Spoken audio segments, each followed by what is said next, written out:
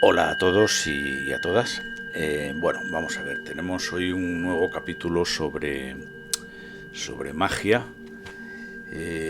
Vamos a ver los temas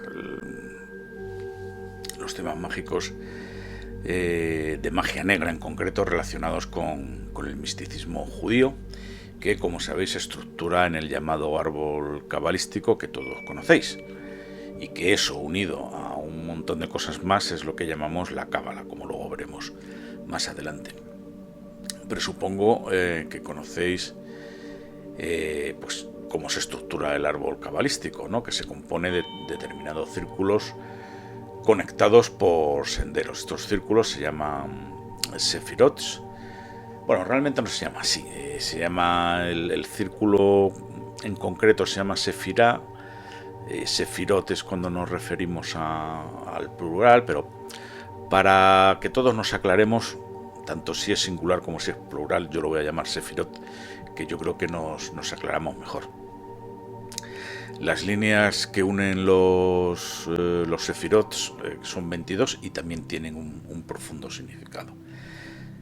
El árbol cabalístico es uno de los símbolos más importantes del ocultismo occidental, aunque se desarrolló en la cábala y también puede ser conectado, por ejemplo, con el platonismo, con la alquimia y con el hermetismo. El símbolo en sí consiste en 10 esferas o círculos, colectivamente conocidos como sefirots, y que están vinculadas por, vuelvo a repetir, 22 líneas o senderos. Las esferas representan los números del 1 al 10 y los senderos se corresponden a las 22 cartas del tarot.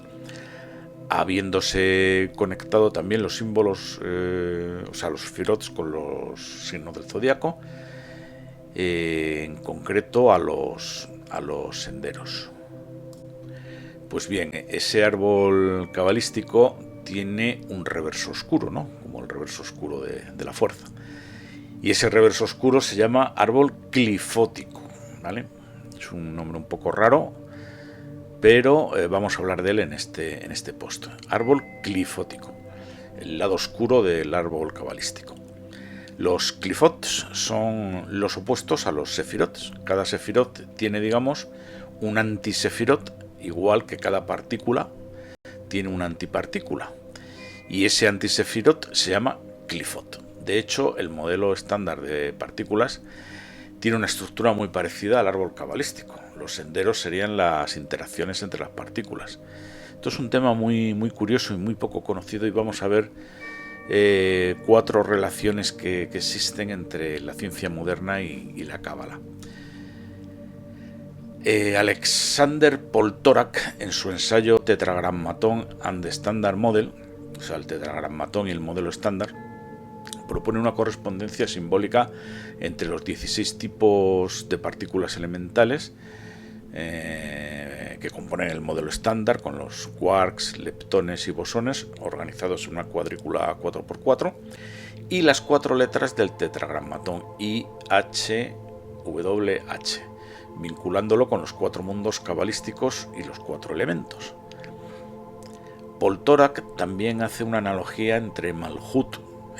Malhut es el último sefirot del árbol cabalístico, el que está abajo del todo, que actualiza o hace manifiesto lo recibido por los sefirots superiores.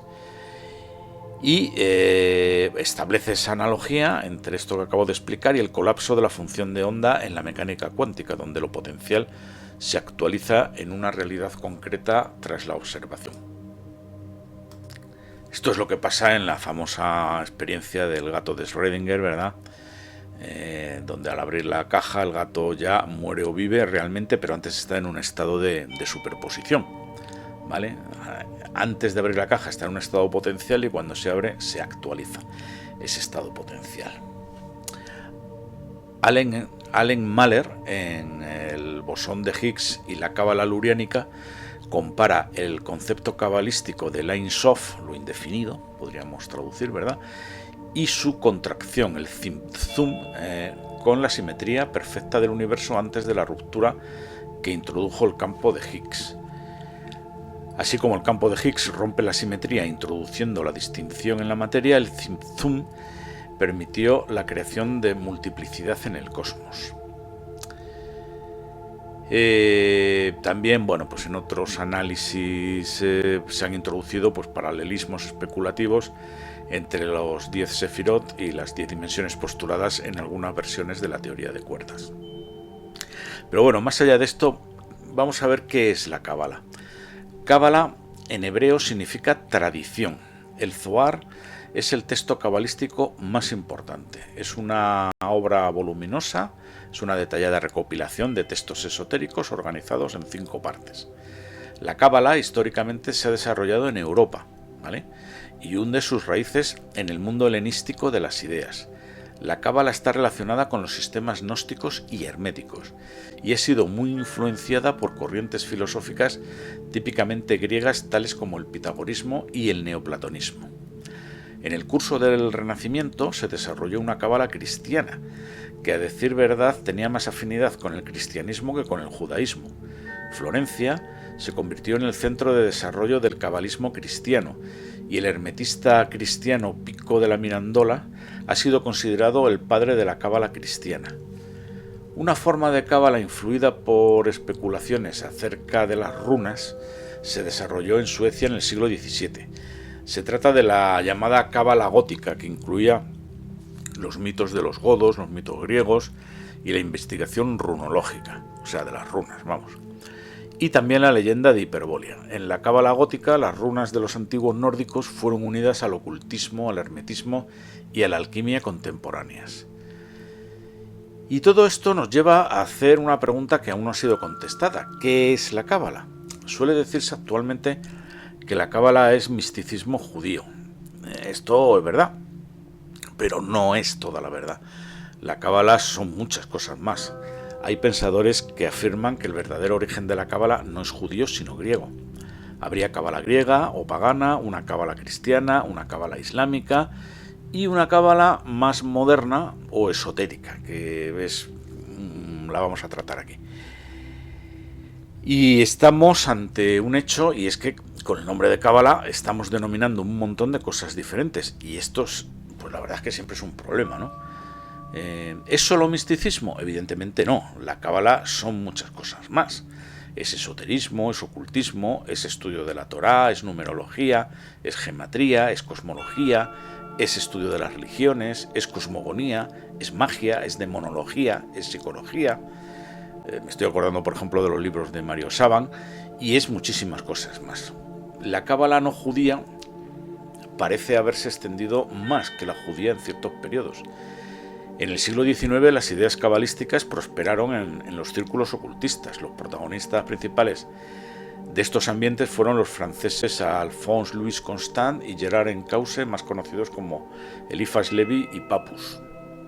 Y los ingleses Arthur Edward White, del famoso tarot de Rider White, Samuel Liddell MacGregor Mathers y Aleister Crowley, teniendo todos ellos una fuerte influencia sobre la Cábala y el ocultismo sincrético modernos de la actualidad. Esta Cábala moderna no solo se ha emancipado del judaísmo, sino que también del cristianismo eclesiástico. Nos referimos a ella como Cábala hermética, y figura entre los diversos sistemas religiosos. Algunos autores han identificado 3 formas de Cábala, alterando la ortografía. Por ejemplo, la Cábala hebrea se escribiría como Kabbalah, acabado en H, con 2 Bs y una K. La Cábala cristiana sería Cábala, así como suena. Y la Cábala hermética sería Kabbalah, acabado en H también, pero con Q en lugar de una K y con una sola B. O sea, al final las formas de escribir las palabras hacen distinción entre el tipo de Cábala a la que nos referimos. Vamos a ver qué es esto de los clifots, que ya los hemos introducido. Vamos a hablar ahora, que más o menos sabemos lo que es la Cábala, más bien menos que más, pues del lado oscuro del árbol cabalístico, que es el árbol clifótico, ¿no? Aquí me gustaría hacer un inciso. Cuando leemos textos esotéricos y ocultistas, los encontramos de 2 tipos. En el primero, estos textos pues nos cuentan, vamos a ver, pues, historietas o cuentos, ¿no? Es decir, imaginaros el típico: y los tres mundos superpuestos existieron desde antiguo y fueron destruidos por tres razas de demonios que provenían de tres submundos acuáticos, en fin, este tipo de cosas, ¿no? Es como un cuento, ¿no? Como una leyenda, como algo inventado, que yo llamo a veces una ocurrencia, y que no es otra cosa, bueno, pues que nada más que literatura. De este tipo de textos hay muchísimos, que podrán estar más o menos justificados según sus autores, claro, quizá en el antiguo Egipto, o quizá pretendidamente hallados en una botella o en un tesoro oculto. Y bueno, pues eso, están ahí, ¿no? Son, para mí, ocurrencias. Pero en esos mismos textos encontramos pasajes que pueden constituir verdadero conocimiento. Eso no quiere decir que ese conocimiento sea verdadero, que sea conocimiento científico, ¿no? Pero sí es conocimiento que se ensambla con otras cosas que ya sabemos y que de alguna manera aclaran o explican cosas sobre las que vamos siguiéndole la pista, ¿no? Por ejemplo, cuando se relaciona el árbol cabalístico con relatos de la Biblia, hombre, no es que eso sea ley, pero la Biblia ya la conocemos y se da como cierta en las tres religiones del libro. No quiere decirse que todo lo que se relacione entre Cábala y Biblia sea verdad, pero arroja luz muchas veces y aclara cosas que ya sabemos y que si eres creyente de determinadas religiones, pues das por verdaderas.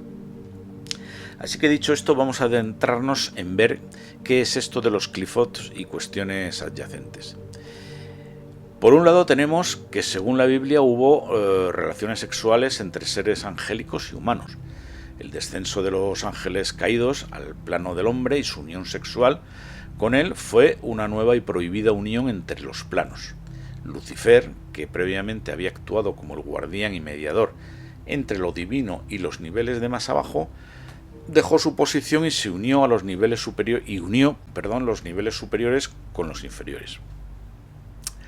La humanidad fue entonces fertilizada por la semilla de los ángeles y en lugar de ser meramente una creación de Dios, ¿no?, se convirtió en creadora cuando dieron nacimiento a los Nefilim, los gigantes que son descritos en el capítulo 6 del Génesis, y que es la progenie de la unión entre los hombres y los ángeles.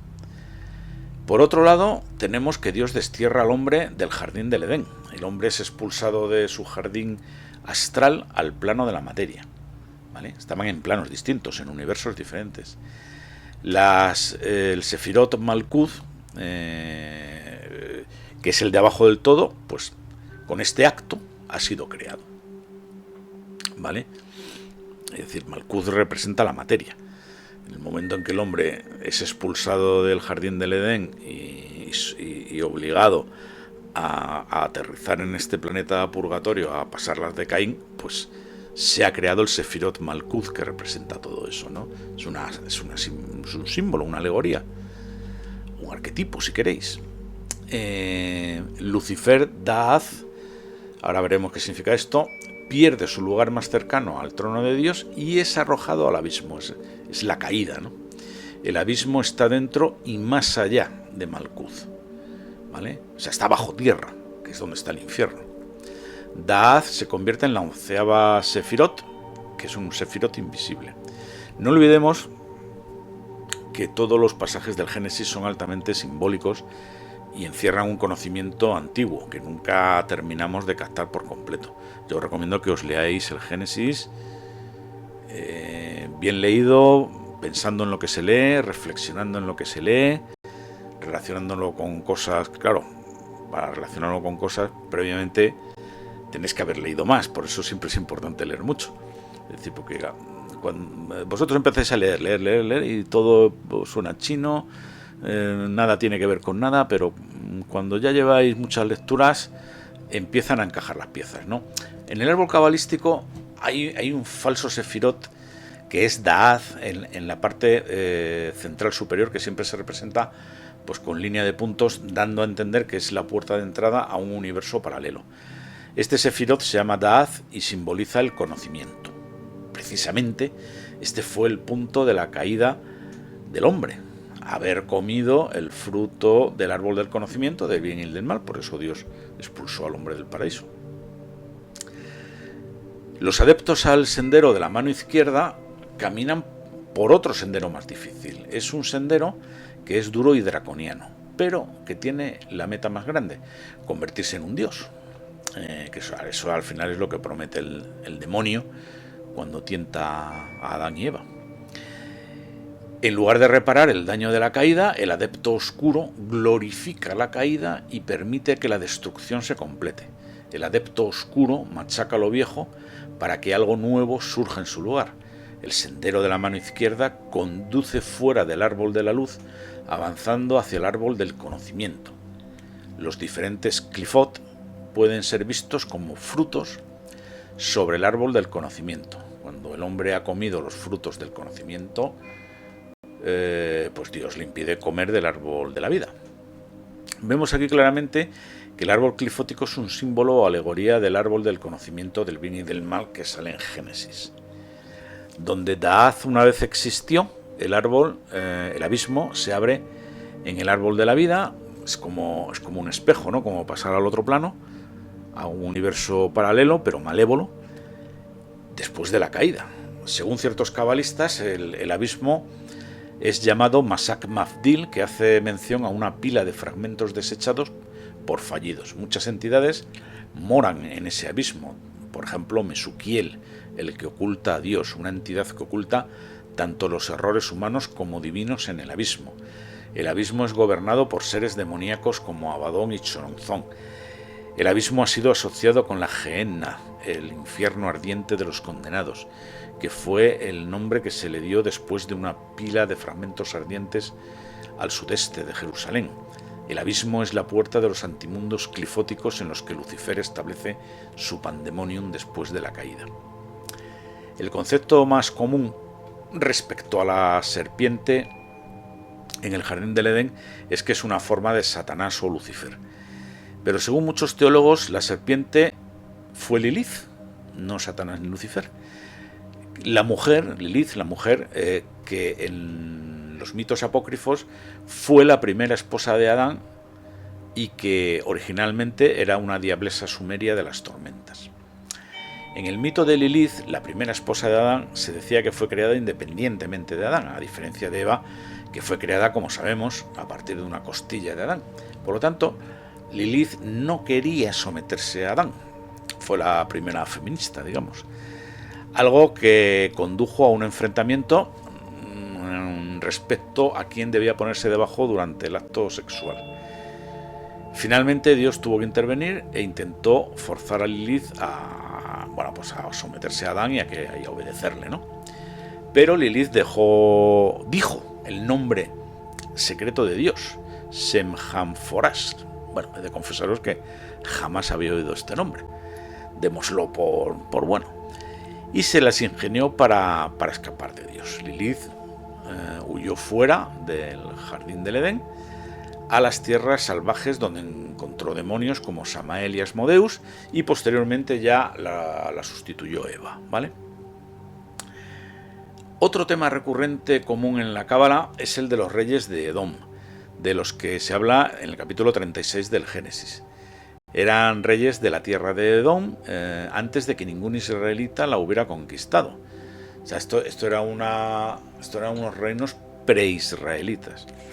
Los antiguos señores de Edom fueron 11 en número, estando dicho número asociado con el principio del mal en la Biblia. Entre ciertos judíos, durante la temprana Edad Media, el término reyes de Edom era usado para referirse al cristianismo, que ellos creían que se desarrolló a partir del lado oscuro.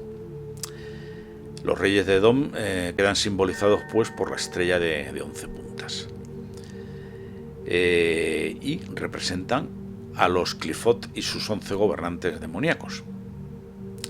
Los productos de desperdicio que son asociados con el mal crean una antiestructura demoníaca del árbol de la vida y de los 10 sefirots.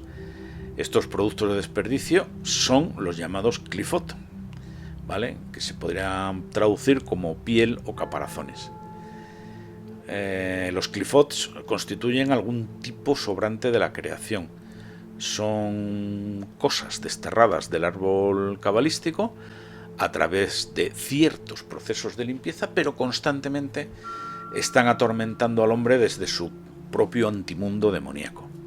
Algunas veces los Qlipots aparecen en la forma de malas tentaciones y ocasionalmente como demonios reales de los que el hombre debe protegerse. Los Qlipots surgen en conexión con los mundos primordiales y maléficos y su destrucción, pero tienen en algunas interpretaciones una existencia incluso más antigua que la de Dios. Bueno, esto último es problemático con la idea de un Dios infinito, omnipotente y omnisciente, ¿verdad? Dios ha existido desde siempre. Los 10 mundos clifóticos están poblados por demonios y seres maléficos. En torno a las especulaciones sobre los Qlipots y los 10 antimundos, bueno, pues tenemos una completa demonología desarrollada a lo largo del tiempo, ¿no? Tanto en la cábala judía como en la cristiana. Cada Qlipot representa un aspecto negativo o maléfico o polo opuesto de cada sefirot, como hemos visto, y está poblada por demonios en lugar de ángeles, de los ángeles que se asocian a los sefirot. Bueno, tenemos aquí clarísimamente establecido un paralelismo, ¿no? Una dualidad. Generalmente se cree que los 10 mundos clifóticos y sus gobernantes demoníacos, bueno, pues serían los siguientes, ¿no? Estos son los 10 demonios que gobiernan el antimundo clifótico: Nahema, Lilith, Adramelech, Baal, Belfegor, Asmodeus, Astaroth, Lucifuge, Belcebú y Satán o Moloch. Ojo, Lucifuge no es Lucifer, es lo contrario, es el que huye de la luz. Lucifuge es el que se fuga de la luz y Lucifer es el que transporta la luz, ¿vale? Los demonios que gobiernan los antimundos pueden ser reconocidos en la demonología judeocristiana y varios de los nombres pueden ser encontrados en los textos bíblicos, en relatos populares y, por encima de todo, bueno, pues dentro de la literatura mágica tanto del judaísmo como del cristianismo. La literatura mágica que fue adscrita al rey Salomón está repleta de nombres de demonios, que también aparecen en las especulaciones cabalísticas sobre los Qlipots. Acordaros del post en el que hablábamos de la magia goética, las clavículas mayor y menor del rey Salomón y el ritual de Abramelín el mago. Bueno, luego hay una serie de descripciones, sefirot por sefirot, de cuál es la situación de su Qlipot correspondiente, ¿no? Por ejemplo, en lugar de la corona de la sefirot, Keter, que es el que ocupa la parte de arriba, aquí Lucifer gobierna con el pentagrama invertido Rem-Fam, que se corresponde con el despotismo. En lugar de la sabiduría, Chokmah aquí gobierna la fe ciega y el fanatismo perruno. Está representado por un semidios llamado Nibas, que Levi iguala con el dios egipcio Anubis y los demonios Samaxia y Belial. La ciencia clerical y la magia negra están asociadas con esta esfera. En lugar de la inteligencia activa de Binah, del sefirot Binah, la estupidez ilimitada gobierna aquí. El semidios Tarae, que Levi iguala con Shiva, y el demonio Astaroth están asociados con esta esfera. En lugar de la gracia divina, aquí gobierna, en el cuarto sefirot, el amor oscuro y carnal. Y aquí también está el semidios Azima, que se corresponde con Belfegor y el demoníaco macho cabrío de Méndez. El sefirot de la justicia, que se llama Geburah, bueno, pues en lugar de él gobierna con una inflexible rigidez y determinismo el semidios Marcolis, que es igualado con Moloch. En lugar de Tifareth, la belleza, aquí la bestia triunfa y el semidios es el caballo Anamalex, que es análogo a Pegaso. En lugar de la victoria, Neztak, aquí aparece el tonto orgullo y el semidios Nergal. Esto es un dios sumerio, una serpiente con cabeza de un gallo. Está asociado con Marte y con Abraxas. Acordaros de mi post donde hablaba de Abraxas. En lugar del orden, el sefirot que se llama Joz, que simboliza el orden, aquí gobierna la maternidad letal y el semidios Sukoth Benoz. En lugar de Yesod y la boda celestial, que es el noveno sefirot, aquí gobierna Nisroch y el falo impuro. Y finalmente el 10º Sefirot en lugar de Malkuth. Y el mundo religioso, aquí gobierna el mundo del orgullo y el pavo real Adramelech. Adán, el primer hombre, fue creado después de la catástrofe original en la que las chispas cayeron al abismo, y fue asignado para recrear el orden de la creación de Dios. Adán recibió todas las cualidades positivas del hombre original. Adán Kazmón era como se llamaba. El alma de Adán fue creada en perfecto equilibrio con todas las partes del árbol cabalístico. Fue construida con las 613 partes que se corresponden con los 613 mandatos de la Torá.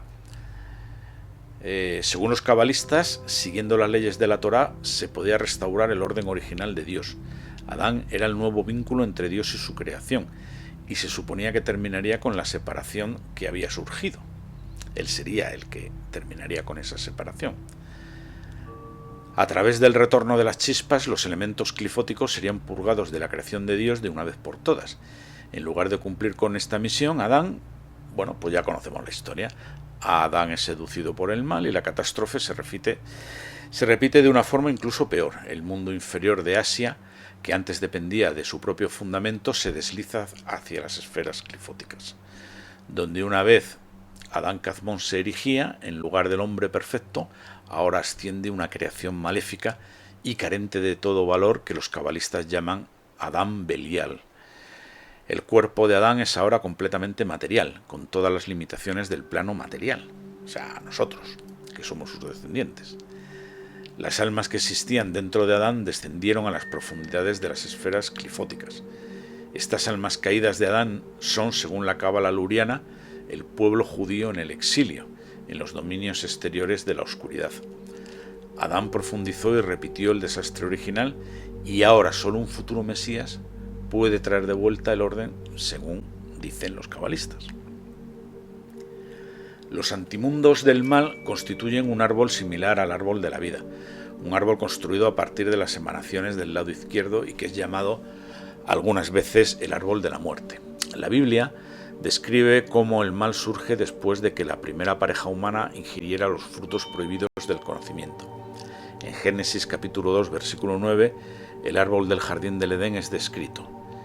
Y el Señor Dios hizo nacer de la tierra todo árbol delicioso a la vista y bueno para comer, también el árbol de la vida en medio del huerto y el árbol del conocimiento del bien y del mal. Había pues dos árboles. Más adelante, en Génesis capítulo 2, versículos 16 y 17, Dios ordena a Adán no tocar el árbol del conocimiento. De los dos árboles le ordena no tocar a uno. Y mandó el Señor Dios al hombre diciendo: de todo árbol del jardín podrás comer libremente, pero del árbol del conocimiento no comerás, porque el día en que de él comieres, morirás.